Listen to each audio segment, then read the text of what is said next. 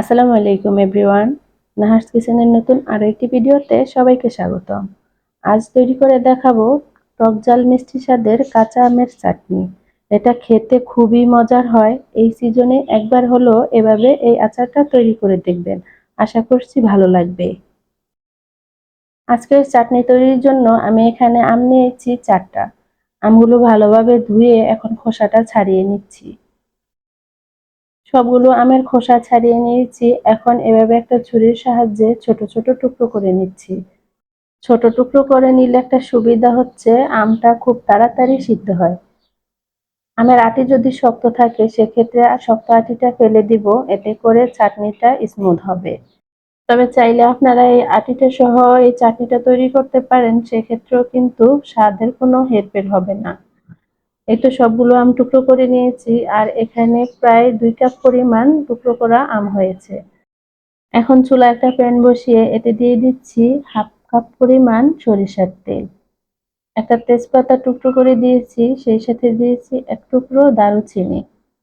1 চা চামচ পরিমাণ দিয়েছি আস্ত পাঁচফোড়ন, আর দিয়েছি 3-4টা শুকনো মরিচ। এখন একটু নেড়ে চেড়ে হালকা ভেজে নিচ্ছি। আস্ত মশলাগুলোর খুব সুন্দর ফ্লেভার বের হয়েছে। কিছুক্ষণ ভেজে নিয়ে এখন এতে আমের টুকরোগুলো দিয়ে দিচ্ছি।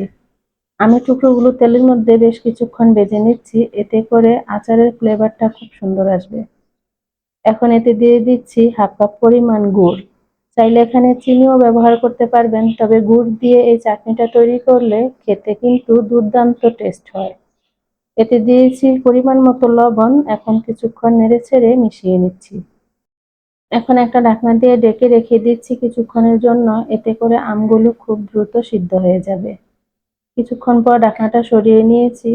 অলরেডি কিন্তু চাটনিতে কালার আসা শুরু করেছে, আর আমগুলো খুব সুন্দরভাবে সিদ্ধ হয়ে গলতে শুরু করেছে।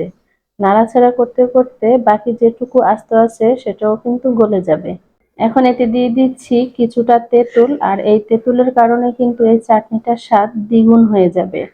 সেই সাথে দিয়েছি 2 টেবিল চামচ পরিমাণ ভিনেগার। এখন আর ঢাকনা দেওয়ার প্রয়োজন নেই, জাস্ট নেড়ে চেড়ে রান্না করে নিচ্ছি। চাটনিটা প্রায় হয়ে এসেছে। এখন দিয়ে দিচ্ছি 1 টেবিল চামচ পরিমাণ পাঁচফোড়নের গুঁড়ো, আর হাফ চা চামচ পরিমাণ তেলে নেওয়া শুকনো মরিচের গুঁড়ো। এখন এই দুটো উপকরণ খুব ভালোভাবে মিশিয়ে নিচ্ছি। সবশেষে দিয়ে দিচ্ছি কিছুটা বিট লবণ, এতে করে এর টেস্ট খুব ভালো আসে, তবে না দিলেও হবে। এখন একটু নেড়েচেড়ে মিশিয়ে নিয়ে নামিয়ে নিচ্ছি। এই তো তৈরি হয়ে গেল টক ঝাল মিষ্টি স্বাদে কাঁচা আমের চাটনি।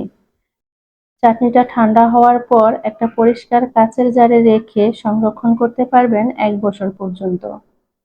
ভিডিও ভালো লাগলে লাইক, কমেন্ট, শেয়ার করে আমার পেজের সাথেই থাকবেন। চাইলে আমার ইউটিউব চ্যানেলটি সাবস্ক্রাইব করে রাখতে পারেন। আজ এখানেই বিদায় নিচ্ছি। ভালো থাকবেন সবাই। আল্লাহ হাফেজ। আসসালামু আলাইকুম।